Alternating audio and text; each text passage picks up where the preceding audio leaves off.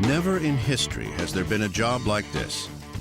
And yet, the American presidency as we know it today may never have existed had it not been for one man. I think one can debate Washington's intelligence and perhaps his political savvy, but what you cannot debate was the fact that this man was the embodiment of the revolution, and in fact now would become the embodiment of the new American Republic. Washington is the only president who was ever unanimously elected, who ever got every single vote in the Electoral College, and he got that twice. Number 1, George Washington, Federalist, 1789 to 1797, 57 years old, from Virginia. George Washington's inauguration took place on April 30th, 1789 at Federal Hall in New York City. As the first man to take the oath of office, Washington added the words, "So help me God," establishing the very first presidential precedent. So help me God. So help me God. So help me God. So help me God. At best, Washington was apprehensive about his new job. After leaving his home at Mount Vernon, he wrote, "My movements to the chair of government will be accompanied with feelings not unlike those of a culprit who is going to the place of his execution. I greatly fear that my countrymen will expect too much from me."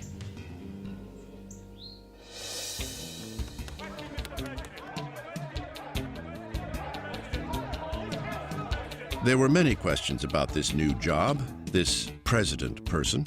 People wondered, what do you say? How do you describe this person, this man who was going to head the United States of America? His Excellency? We could laugh about it a bit, I suppose. Mr. Speaker, the President of the United States.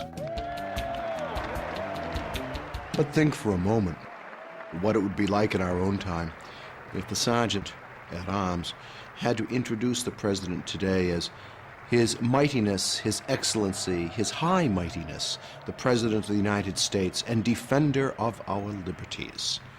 That, in fact, was one of the titles suggested for the President. And he said, no, call me Mr. President. And, I mean, that's a nice gesture. Doesn't mean much, but it's a nice gesture. It almost meant nothing at all. Just weeks after taking office, Washington came down with a rare bacterial infection. Some believe it may have been anthrax picked up on a farm. Washington nearly died, which could have wrecked the fragile new republic. American historians have spent more than 2 centuries now trying to dig up dirt on George Washington to find the flaws in Washington. It's a tough chore. For a long time, Washington was thought of as a nice guy, sort of a boob, not real smart, famous for being tall. George Washington brought many personal qualities to the presidency. His dignity, integrity, and honesty are well known. But he also had his quirks. He refused to shake hands when he became president. He thought that was beneath the presidency. It was all part of establishing the image of the presidency. One example is how Washington projected his physical being. George Washington was the most athletic, the most robust, the most dynamic of all the founding fathers. He was the action hero, if you will, of the 18th century, who was considered by Jefferson the best horseback rider of the entire period. Washington usually rode a white horse named Nelson, and Nelson became a vital part of Washington's public relations package. His version of a tailhook landing. When he would visit towns during the presidency, sometimes he would travel in the comfort of a carriage, most of the distance between towns, but in many cases, he would hop out of that carriage and get on to Nelson and ride into town looking like $1 million, looking like that war hero, that man among men, looking like someone who could lead anyone.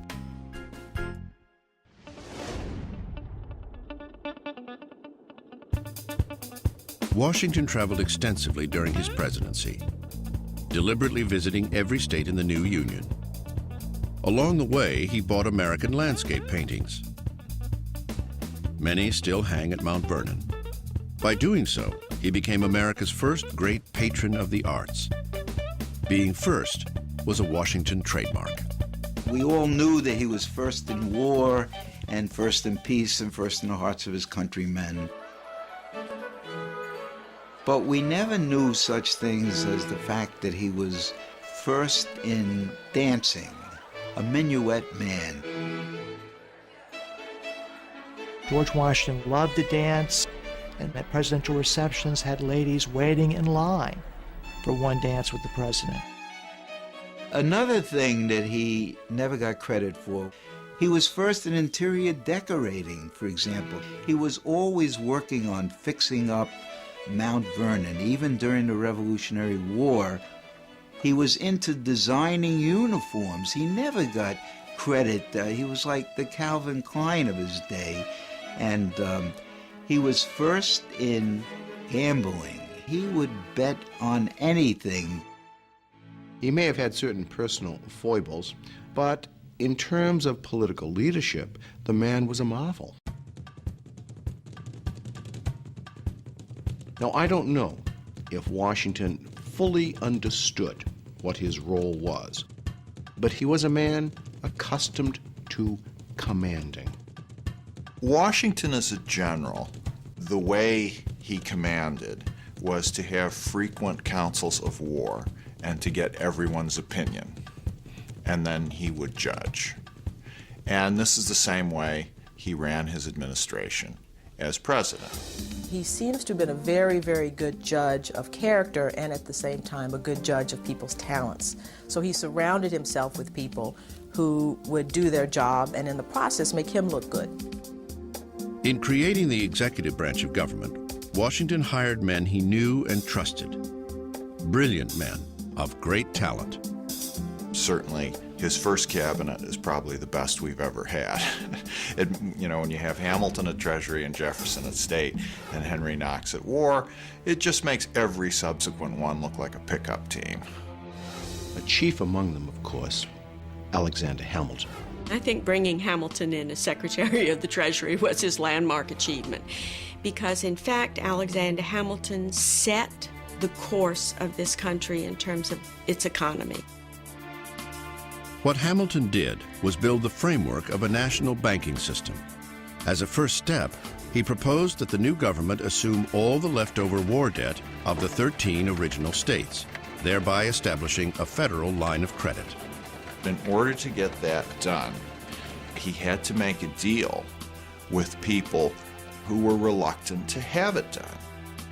These included people such as James Madison and Thomas Jefferson of Virginia, a state that had paid off most of its war debt.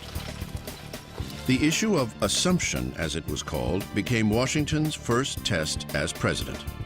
Behind closed doors, he urged Madison, Jefferson, and Hamilton to consider a compromise. What he offered in return was the location of the nation's capital. The deal was straightforward. Hamilton got the funding, and the Virginians got the federal capital to be permanently located on land that belonged to Virginia. Washington let others hammer out the details. But when it came to choosing the actual site of the new federal city, Washington made the final decision himself. He chose a plot of swampland called Foggy Bottom. It soon became unofficially known as the City of Washington. Because it was just a stone's throw from his home, Washington micromanaged the project. He personally surveyed the land where the new city would be built. He helped lay out the roads, and he left his imprint on the proposed President's Mansion by tinkering with the blueprints. The building would not be finished until November 1800, a year after Washington's death. George Washington is the only president who never serves in Washington. George Washington defined the presidency, but it defined him as well, especially in times of crisis. One troubling crisis arose in 1793 when war broke out between England and France. Suddenly, America was called upon to choose sides. But Washington chose neutrality. It was a decision that would come to haunt his successors. On the domestic front, however, Washington faced crisis head-on.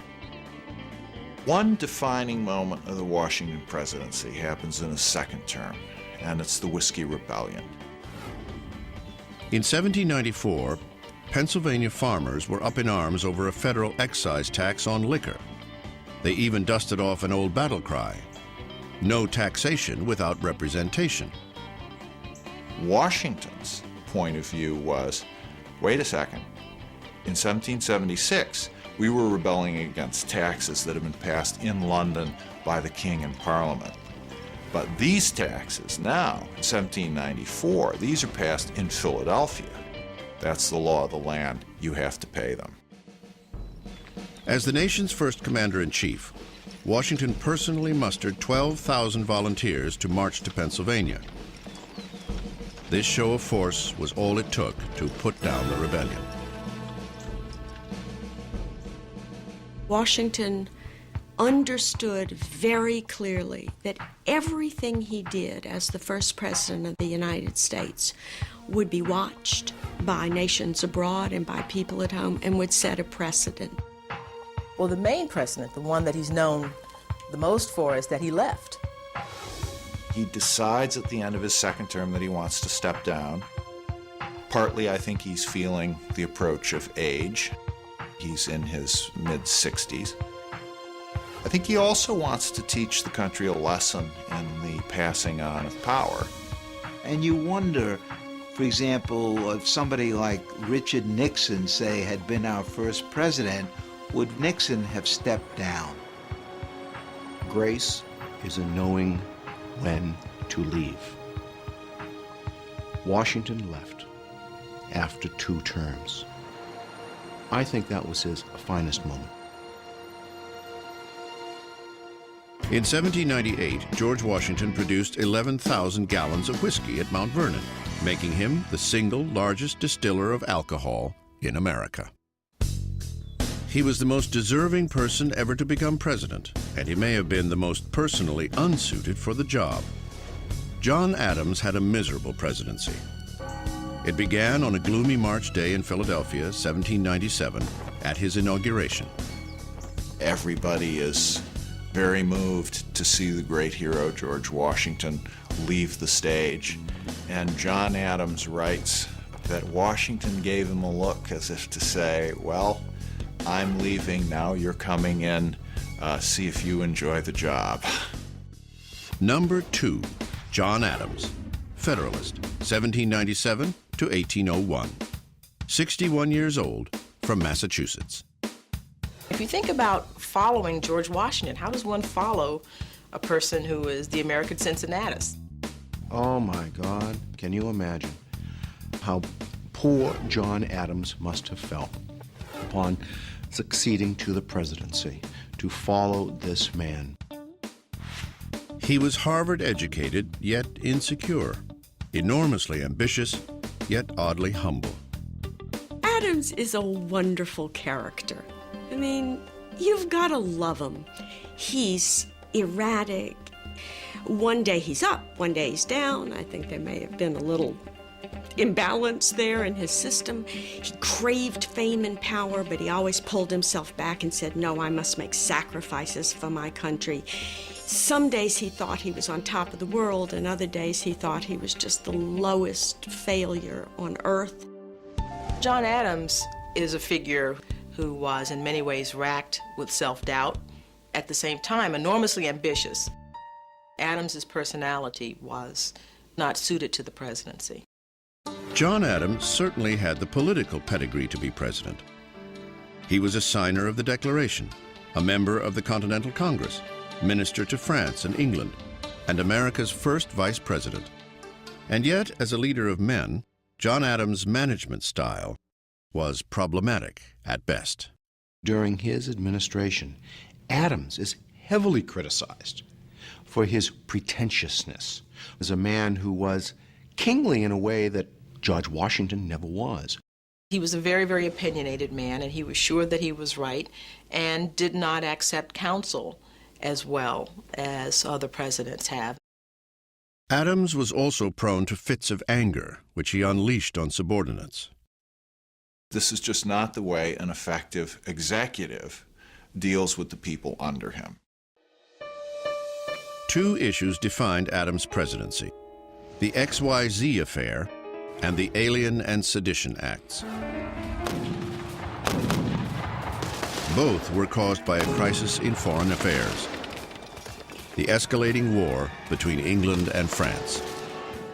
By the time John Adams comes into office, the French are being particularly obnoxious.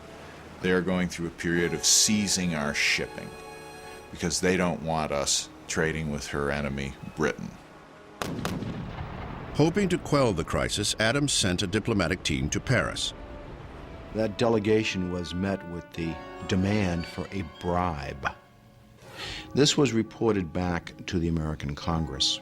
Instead of referring to the Frenchmen who demanded the bribe by their correct names, they were simply referred to as X, Y, and Z. And so this became known as the XYZ affair. American public opinion raged against the French. Hawks screamed for war. Adams is not crazy about the French anyway. And so to be snubbed by the French like this, to be treated in effect like country bumpkins, must have offended Adams tremendously. But instead of acting impulsively, Adams kept his cool and sent a second peace delegation to Paris. For this, the warmongers in Congress vilified him. Adams had the courage to stand against these men. Indeed, he stood against most of the men in his own party, the Federalist Party. But he was firm and adamant in seeking a peaceful solution. Adams would reach his peaceful solution in 1800 when France and the United States signed the Treaty of Mortefontaine. But this wouldn't happen before Adams made the worst decision of his presidency. In the midst of our difficulties with France, there were a great many dissident voices within America. Men, newspaper editors, some politicians, who were voicing their distress with the policies of the Adams government. Acutely sensitive to criticism, Adams decided that the verbal attacks were seditious and dangerous to national security. So, in 1798, Adams signed the Alien and Sedition Acts, making it a crime to falsely speak out or write against certain federal office holders, including the president. It stands out as the single greatest blemish on its otherwise extraordinary career. It fed into this image of Adams as the aristocrat, as Adams having this tinge of royalty, of arrogance. And the Alien Sedition Acts simply underscored what his enemies were already saying about this man. Sadly, Adams' support of the Alien and Sedition Acts overshadowed the treaty with France. But the importance of his diplomacy cannot be forgotten. It was a monumental achievement and one of those great turning points. For had we not made peace with France, had Adams succumbed to the pressure to go to war, the history of America would have been very, very different.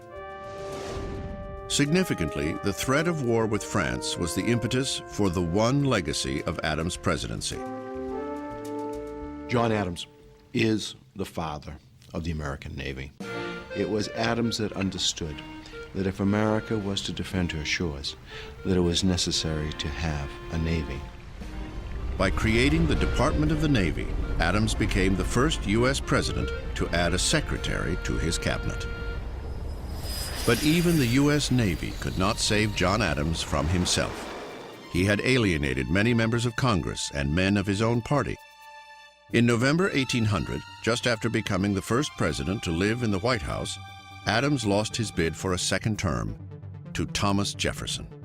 It was a bitter defeat. Adams is not gracious in defeat. The image we have today of the election of a new president, and the former president bids him welcome to the White House, etc., etc. Oh, no, not at all. Adams leaves Washington in the midst of the night. When he left office, he was certainly the most unhappy man in the country because he believed he left office disgraced and unappreciated. During his own life, John Adams' presidency was regarded as the low point of his remarkable political career. It would take nearly 200 years for historians to reassess his contribution to the office.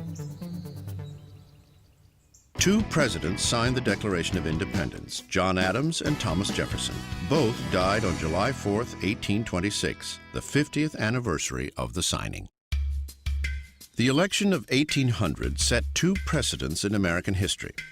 It was the first election in which the press played a big role. And for the first time in presidential politics, power was peacefully shifting from one political party to another. In this highly contentious election, the founding party of the nation, the Federalists, had been defeated, and the popular leader of a new political party was moving into the White House. Number 3, Thomas Jefferson, Democratic Republican, 1801 to 1809, 58 years old, from Virginia. Thomas Jefferson was the first president inaugurated in Washington. On the day of his inauguration, Thomas Jefferson walks to the unfinished Capitol to deliver his inaugural address. In one of the most important statements ever made by a president in any inaugural address, he tells the assembled group, "We are all Federalists. We are all Republicans." But Jefferson did not intend to follow the Federalist model for the presidency. Jefferson believes that his election was virtually a second revolution. He thought the government was going down a very bad path under the Federalists. He thought he'd saved it. Jefferson believed the Federalists had put too much power in the central government. He vowed to reverse that.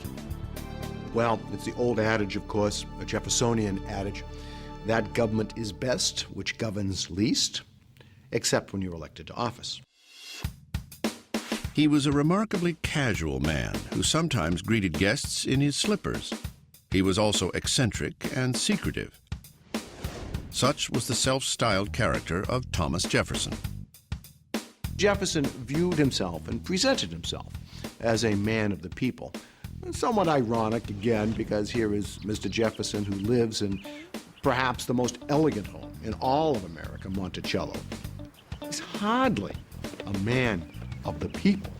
But on the other hand, he has this ability to connect and to make this pretense, to make this image of this Democrat with a small d. To help spin this image, Jefferson adopted a casual tone for protocol and official behavior at the president's mansion. It was said that if you went to the White House, quite often Mr. Jefferson himself would open the door.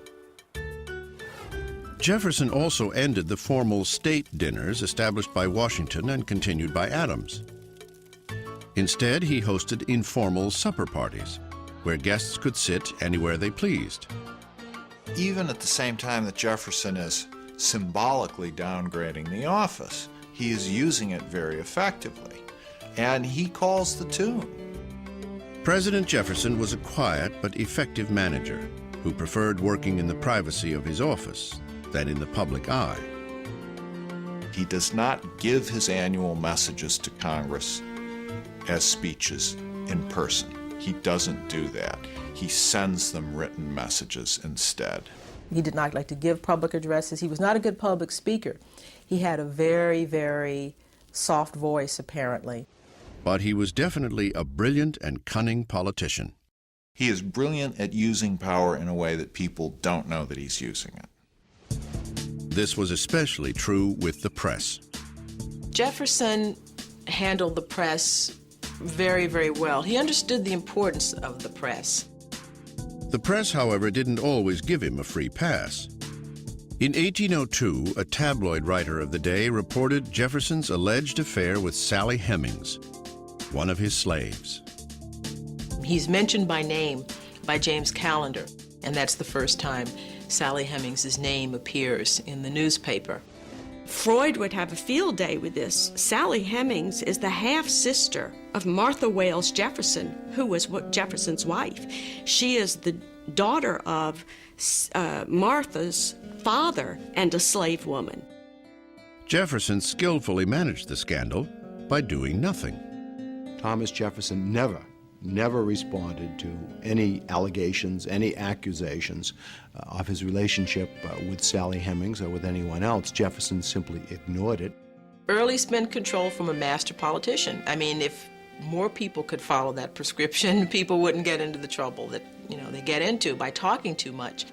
Jefferson never talked about anything that he didn't want to talk about. The defining moment of Jefferson's presidency was his expansion of executive power to make the Louisiana Purchase, the mega deal of the 19th century. It more than doubled the size of the United States for a mere $15 million. This is just a bargain. But he doesn't know whether it's constitutional for him to do this. In fact, he rather thinks it isn't. Had he been true to his principles, he never would have done it. Not only did he do it, but he used Alexander Hamilton's system of finance to fund it, a system he had publicly opposed for 15 years. In effect, Jefferson did a complete political 180. Because of this, the Federalists attacked him. They hammer him with this. The argument is, you are the one who's been worried about the federal government doing too much and taking on too much power. Well, here you've grabbed a third of the continent and you're proposing to rule it by military governors. Doesn't that look like big government to you? Ignoring his critics, Jefferson also authorized a secret exploration of the territory, the Lewis and Clark Expedition. It would eventually be regarded as an epic American adventure. But when Jefferson sent a secret message to Congress requesting money for the mission, his enemies screamed that it was an unconstitutional military foray. So Jefferson, the man who supposedly loved small government, is a president who dramatically expands the power of the federal government. That, of course, is a tradition in our presidency. In 1804, Thomas Jefferson was overwhelmingly re-elected. Yet he found little joy during his second term. Jefferson is a very sensitive man. He hates the criticism that he gets. And his second term becomes hell to him. He feels as if he's in prison.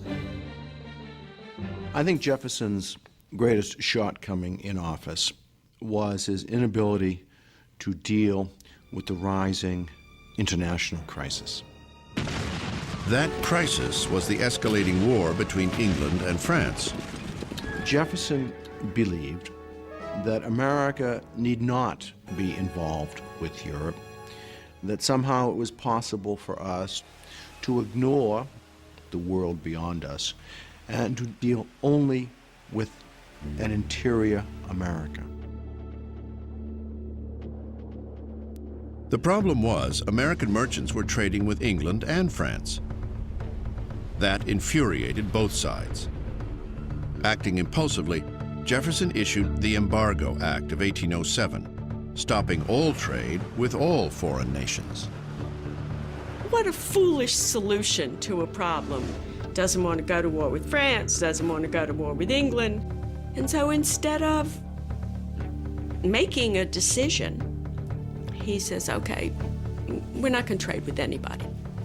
Well, this is not a statesmanlike decision, and it's disastrous for New England trade. The Embargo Act of 1807 was extremely controversial, and it really sank his second term. By 1808, Thomas Jefferson was tormented by migraine headaches. The presidency had aged him considerably. Jefferson came to hate the presidency so much that he left it off his gravestone. Yet his achievements remain unparalleled in American history. He took the oath of office intending to change the power of the presidency. And indeed, he did. Thomas Jefferson kept 2 bear cubs at the White House. They were given to him by Lewis and Clark and housed in cages on the South Lawn. Jefferson is succeeded by one of his own.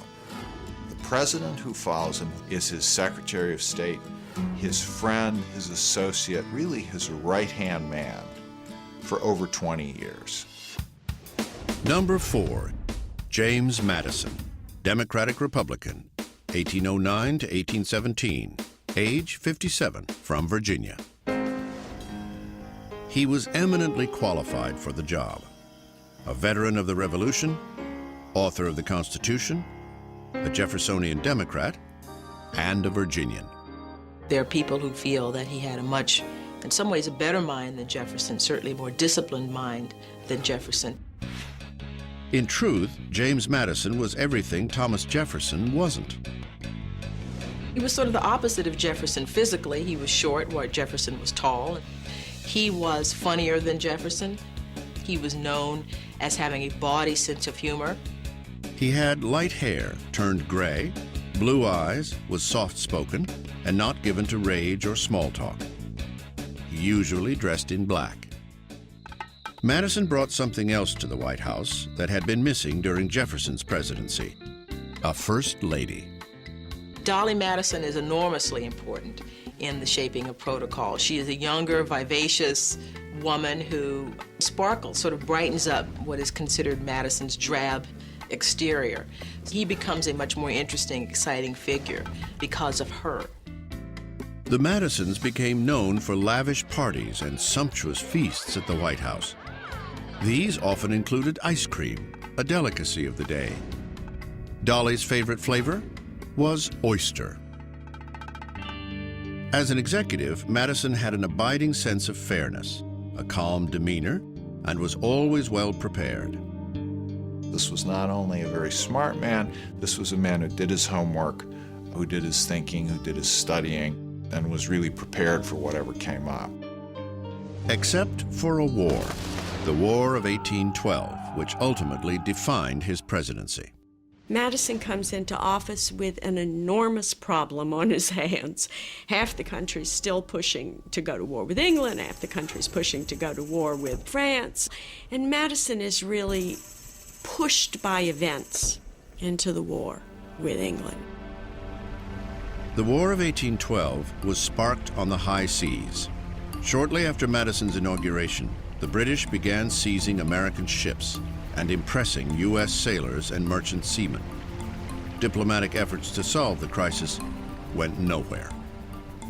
Finally, on June 18, 1812, James Madison became the first president in U.S. history to ask Congress for a declaration of war. Imagine what chutzpah it took. We declared war on Great Britain. They did not declare war on us. Our Navy in 1812 numbered about 20 ships. Theirs numbered about 1,000. Their army was battling Napoleon and was triumphant. We had barely a militia. It was a foolish thing to do. It is a disaster. We lose humiliating engagements in Detroit and in upstate New York, and the war begins very badly indeed. Madison's troubles grew as the war progressed, especially in New England. There was almost a civil war in 1814 because New England threatens to secede. I mean, New England is so angry, their lifeblood is commerce and shipping. Then, in August 1814, the British raided Washington and burned the president's mansion. Driven from his home, James Madison became the first and only sitting president to face enemy fire. He personally took command of a militia battery outside Washington, but to his embarrassment, the commander-in-chief was forced to retreat. Much as we hate to disappoint the American public who believes America has never lost a war, we definitely lost this war. Our Capitol was burned. We're defeated on land, on sea. And poor Madison is burdened with this image that he got us into the war. Desperate to end it, Madison sent James Monroe to negotiate peace with England. In December 1814, Monroe succeeded with the Treaty of Ghent, officially ending the war. Then, before news of the treaty reached Washington, America was strangely rewarded with a belated victory at the Battle of New Orleans. The man who benefited most was the defender of New Orleans, General Andrew Jackson. But the victory did little for James Madison. Two important things come out of this war. Dolly Madison saves the portrait of George Washington and the Star-Spangled Banner. But it does tarnish Madison. It's about the only thing he's really remembered for. The War of 1812 brought the American presidency into the politics of international diplomacy and the real world. Foreign issues could no longer be ignored. This is a rude awakening about world politics that Madison gets with the War of 1812. It's a time of the opening up of the presidency, the part of America becoming much more mature. And the president has to play a role in this because he is the symbol of the United States. As with those who came before him and those who would follow, James Madison learned a harsh lesson about the office he helped create. It is not so much about the man, but the unforeseen events which define a presidency. Before the War of 1812, James Madison proposed that the United States, instead of building new ships, should simply rent Portugal's navy. It didn't happen. The election of 1816 was one of the most harmonious in American history. Party politics had seemingly vanished as the country elected another founding father to the White House. Number 5, James Monroe, Democratic Republican, 1817 to 1825, 58 years old, from Virginia. Monroe's a relic. He's the last of the revolutionary generation to hold high office. He's the last of the Virginia dynasty. In person, he cut the figure of the quintessential hero of the Revolution, from his boots, breeches, and ceremonial sword, right up to his cockade hat. The funny thing about James Monroe is that no one ever seems to have thought terribly well of him, except his character. Everybody said he was honest, and everybody said he was trustworthy. But no one ever said he was extremely intelligent. Yet this man must have been doing something right, because he gets elected twice to the presidency by crushing margins. Monroe's presidency was so seemingly amicable that he was unopposed when he ran for his second term. He had, in many ways, a falsely easy presidency. This is supposed to be the era of good feelings. He seems to reign over a period of peace and happiness in America. But not really. Because if you look just underneath the surface, you have Monroe presiding, but he's presiding over lots of stuff that's going on behind the doors. Monroe's management style reflected his personality. He was a hands-off executive who hired great people for his cabinet, then delegated authority. This served him well during the moments that defined his presidency. At the beginning of Monroe's first term, the territory of Missouri petitioned for statehood. In theory, adding a star to the flag should have been cause for national celebration. Instead, it ignited a great political debate over slavery. Would Missouri be a free or slave state? As Congress debated the explosive issue, Monroe, a slave owner himself, made it clear that he would veto any legislation that restricted self-determination for any state. Eventually, Congress passed the Missouri Compromise of 1820. Missouri enters the Union as a slave state. Maine enters the Union as a free state. And prohibitions are put upon the expansion of slavery. It is a temporary a temporary solution. Monroe also came up with his own plan. He proposed to return slaves to Africa. Called the American Colonization Society, this led to the founding of Monrovia, Liberia, the only foreign capital to be named for a U.S. president. Unfortunately, this did little to solve the crisis at home. While the slavery question simmered, Monroe faced a border crisis in Florida. The territory was still owned by Spain, but the Spanish did little to govern it. It's a nest of pirates and outlaws, and there are Indian tribes who live there who are certainly not under the control of the Spanish government. By 1818, border incursions were common. Seminole Indians, in particular, were raiding white settlements in Georgia. These raids were often encouraged by British privateers, who operated on the Florida coast. In response, Monroe sent troops to the region, led by the hero of New Orleans, General Andrew Jackson. Andrew Jackson ends up being sick and tired of it, and he invades Florida and captures the British and hangs them. So he creates an international incident involving 3 countries, the United States, Spain, and Britain. Jackson's raid caused an uproar in Monroe's cabinet. Some, including Secretary of War John C. Calhoun, wanted to reprimand the general. And Secretary of State John Quincy Adams sticks up for him. He says what the British were doing was outrageous and the Spaniards ought to have stopped them, and they didn't. And Jackson did a preemptive strike, and that's what he ought to have done. Monroe did not reprimand Jackson. Instead, he opened negotiations with Spain for the rights to the territory. In 1819, the Spanish ceded Florida to the United States without a fight. Border disputes were constant during Monroe's tenure. Significantly, it was a border issue that led to Monroe's defining moment in office. In December 1823, the president delivered a message to Congress and to the world. Ostensibly, he addressed a minor dispute between Russia and the United States over Alaska. But the speech contained a short paragraph that became his legacy.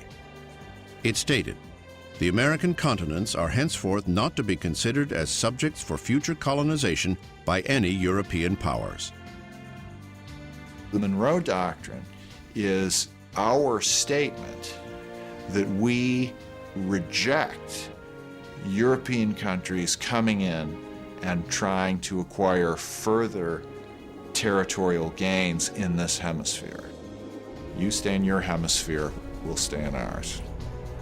It wasn't until 1852 that people began calling it the Monroe Doctrine. By then, it was regarded as Monroe's greatest moment.